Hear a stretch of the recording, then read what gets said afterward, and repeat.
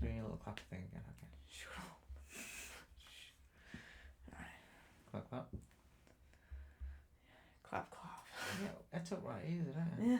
They put you off so easily. Mm. If ever you do live TV, you are in trouble, especially if I'm around. Off we go.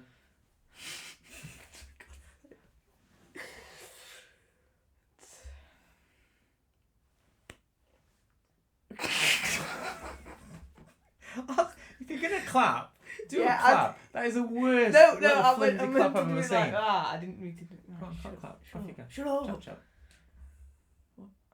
Of the Lad and Dad Show, yeah. Welcome back to another episode of the Lad and Dad Show, and starting off, Arsenal, what a result for them. Coming off a difficult couple of weeks, dropping points to Brentford and Wolves. They just absolutely smashed Spurs 4-1, didn't they? Yep, a really good comeback from him. It showed a lot of character. Again, I think, did you ask the question last week, are Arsenal bottling it? You seem to have this thing that they're going to bottle the league. Certainly did look like it was a little bit of a wobble. Yeah. Being in such a comfortable position against Wolves, that could have been crushing. But sometimes I think we elite athletes and a lot of elite mentalities, I think they need going into a big challenge with a lot of pressure. Sometimes they need it. They need it, because they know they've got to be up for it. And it could have got interesting because obviously they went 1-0 up and then they got pegged straight back. Yeah, but then what a way to respond again. Yeah, it was a good way to respond. But, and it's a big but, City have a game in hand. So if Man City win all their games, they have to play Arsenal as well. They've won the league. It's in City's hands. It's in City's hands. But it is in City's hands if they win all the games. But at the same time it's also in Arsenal's hands, because if they win all their games and including beating City, then they're the winners. So at the end of the day, both teams still have it in their hands. Who's your favourite? Who's your money on? I keep my money in my pocket, to be honest, because I think it's really, really close. I don't know. How I see it, if we were talking about the City team 3 years ago, 100% they win it. But it just, for me, because City haven't been that great this season, it's like, we're talking about them, it's still in title contention, but they haven't been the normal selves. So it's like, but they're still second. Yeah, they're still second. And so they're still breathing down Arsenal's it's neck. hard to tell, isn't it? I think if I had to pick one, unfortunately, I think I would go City. But aren't they on something like an 8-match unbeaten run? I think they've only drawn one in those last 8 games. So they're in that form where we were saying, are this team capable of going on a big run? It looks like they're getting in there. Do you know what I mean? And Bernardo Silva's playing really well at the moment. He's playing some of his best football he has done for quite a while. I just think, I think today was a big day for Arsenal. They're going into Chelsea now, and Chelsea are hot and cold. So, sometimes they look great, sometimes they're not. But I think today's performance, and not just the fact that they won, they didn't hang on. Yeah, it's the way they did it. Because even when they were 3-1 up, they still wanted to go and get 4. They wanted to just keep pushing on, just like kill Spurs and bury them, rather than sitting back and praying. Yeah, that's a good way of looking at it. So I think it's an exciting run in.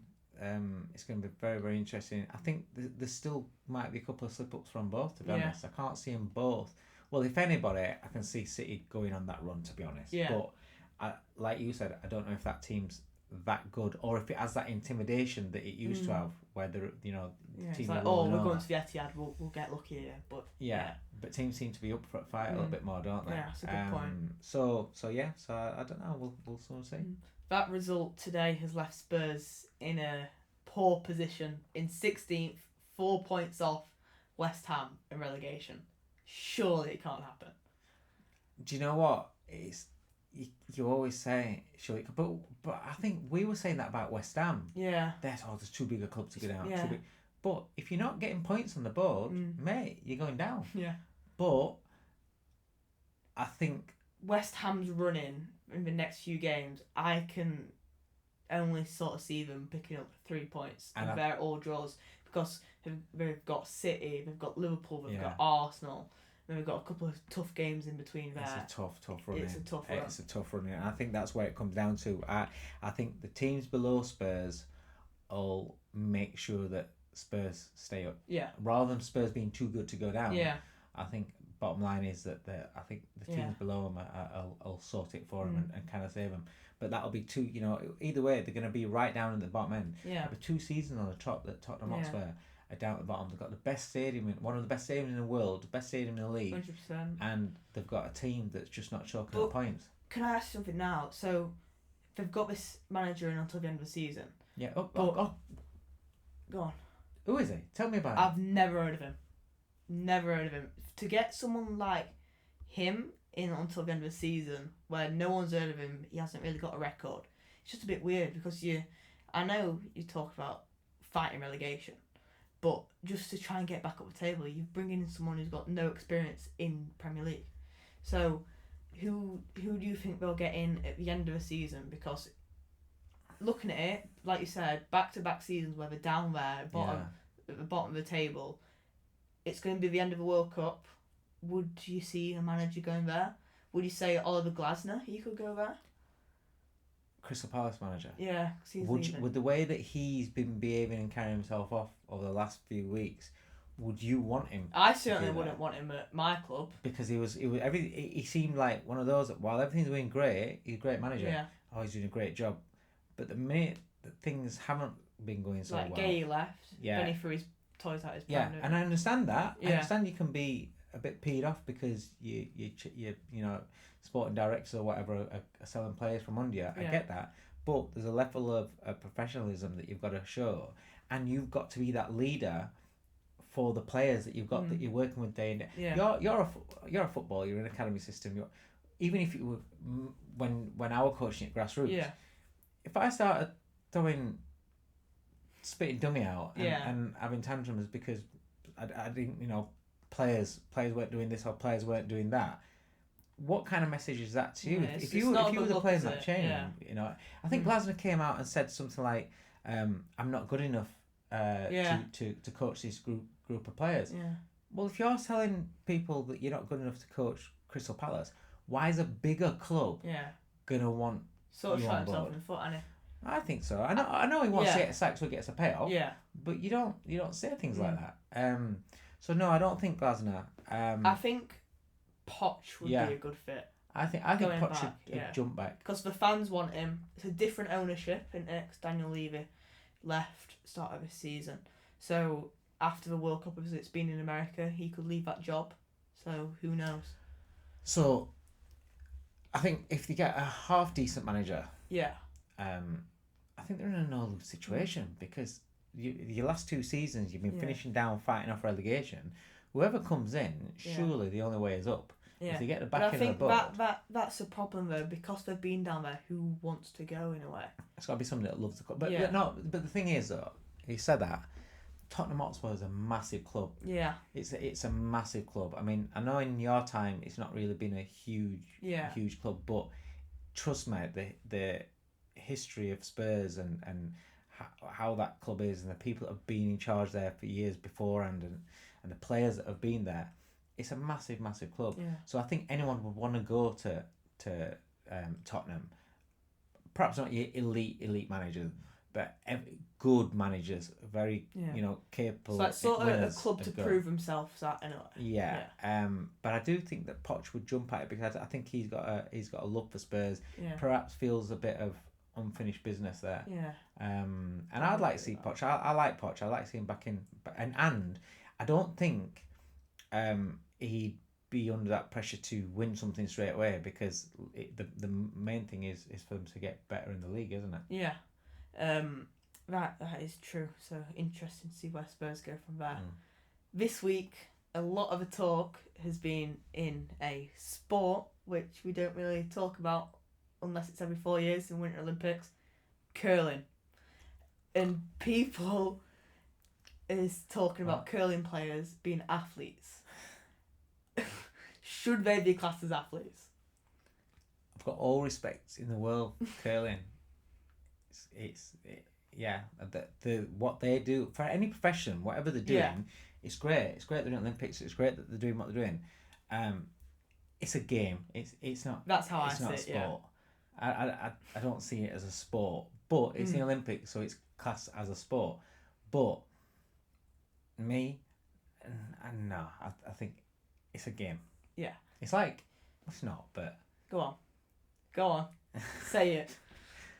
no, Go on. It's like what is it? Shuffleboard. That we play, Shuffleboard, yeah. right?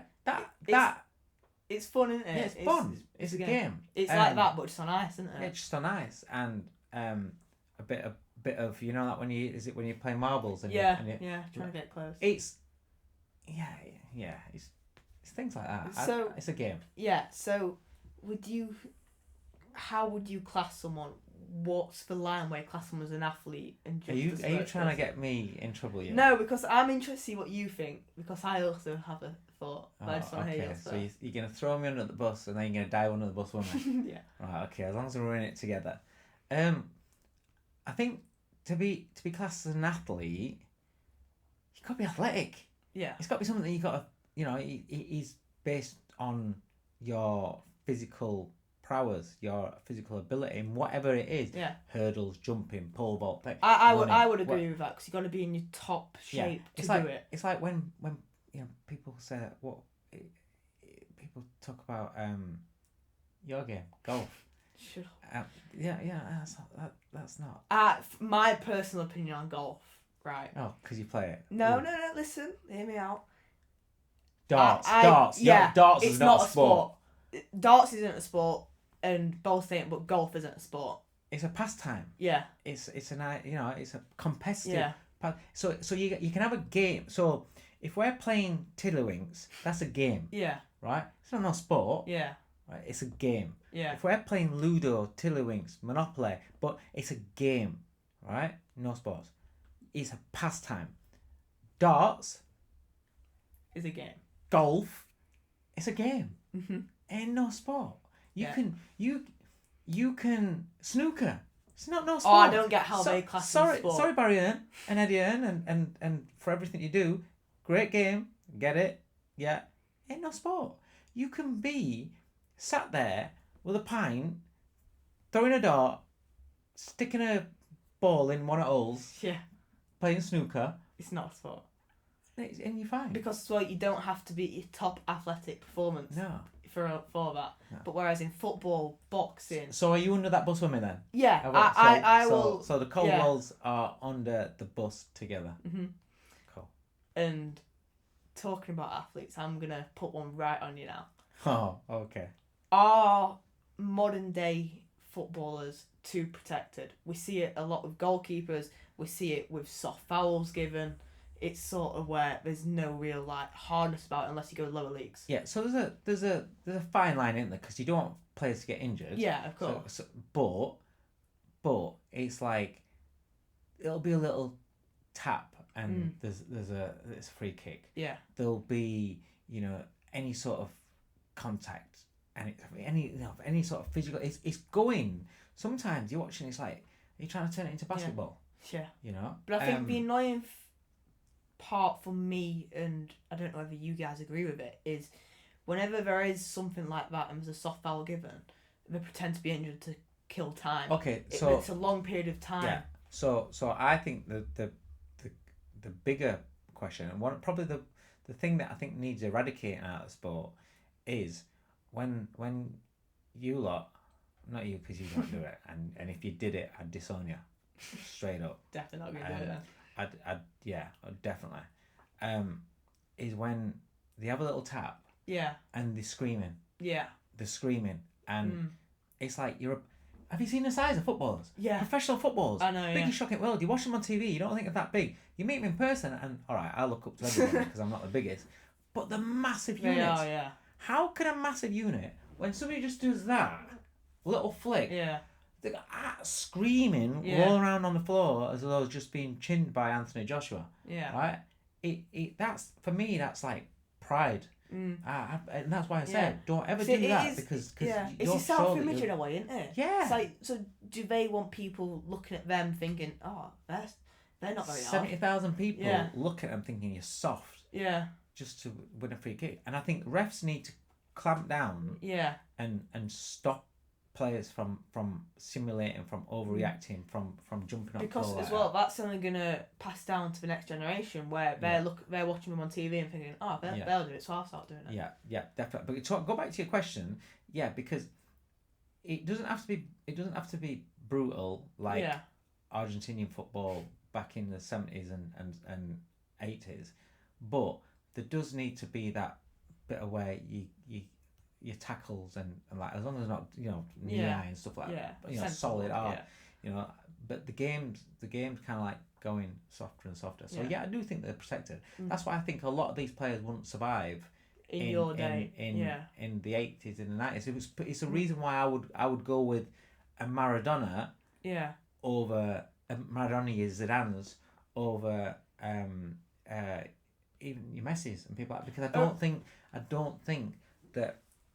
I think that because the way that defending is now compared to how it used to be, it's a lot easier. It's a lot easier, and also the pictures are better and nicer now. All right, so I can only talk from like football from 2016 onwards when I started watching it properly. But for anybody that's not a kid that's watching this and as an adult like me, how bad does that sound? I can only talk from 2016 because I'm my age. But you've seen it from 70s, 80s. No, I didn't see it from 70s. Sorry, 80s. I was born in 70s. I was born in 75. Thank you very much. I didn't pop out and just start watching football. Sorry. From the 80s onwards. Yeah. What do you prefer? Old school football to watch? Old school football or modern day? When the game's right now, you have some good games. But I liked old school football, like 90s, because of my age and how we watched it. 90s era was unbelievable for me. It was end to end. There were derbies, and not just derbies, rivalries. That's the other thing. You don't have as many rivalries that mean anything anymore. There was like, I'm not saying it's a good thing. They were always sending off in Tottenham, Arsenal, Man United, Arsenal, Man United, Liverpool. There were personalities in there. They won't come on pally talking it tunnel and then going good game, all that sort of stuff.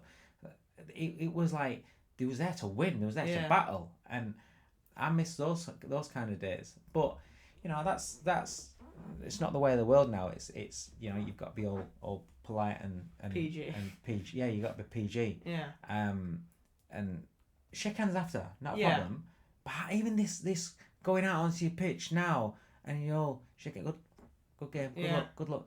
No, I'm not wishing you luck. I want to win.